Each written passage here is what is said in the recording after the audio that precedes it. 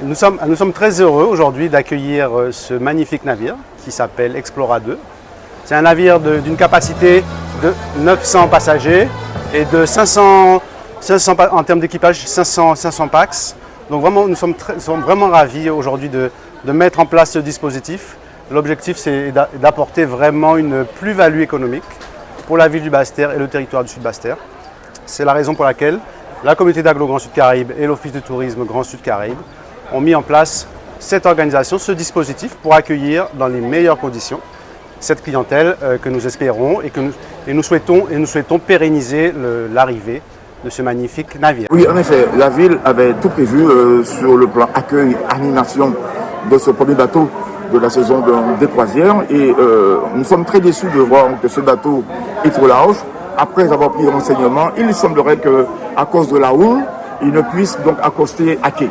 Alors on s'est rapproché donc des responsables du port qui nous disent effectivement, compte tenu de la houle, que le bateau ne peut pas donc accoster comme il était prévu. Et nous avons dénoncé le fait qu'il n'y ait pas eu une parfaite coordination, voyez-vous, parce que la ville a déployé donc des efforts très importants en termes d'accueil pour accueillir ces touristes qui viennent chez nous. C'est quand même dans la ville de Basse-Terre.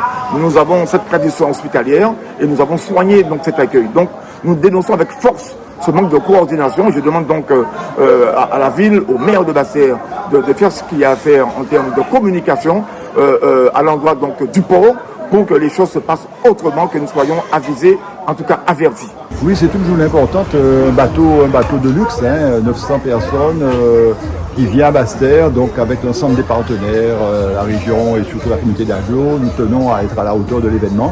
Et nous avons effectivement mis les petits plats dans les grands pour que l'accueil soit à la hauteur, qu'on dise qu'à Basse-Terre, on est bien accueilli, c'est important. Et l'avantage de ce port, c'est que quand le touriste sort du bateau, en moins de 5 minutes, il est au centre-ville, il est au marché, il est à la cathédrale. Donc c'est aussi l'avantage de ce port qui doit être davantage valorisé, le port de Basse-Terre.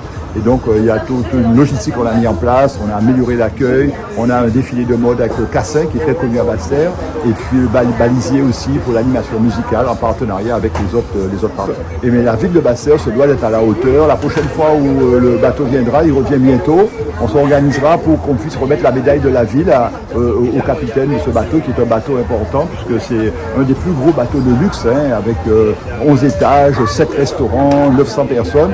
Ce sont des gens qui, quand ils vont en ville, il fait beau aujourd'hui, la ville est ouverte. On a travaillé avec les commerçants pour que l'horaire soit adapté à la période où le bateau est ici présent, pour que sur le plan du développement économique, on ait, nous, un retour sur investissement et que les touristes viennent consommer.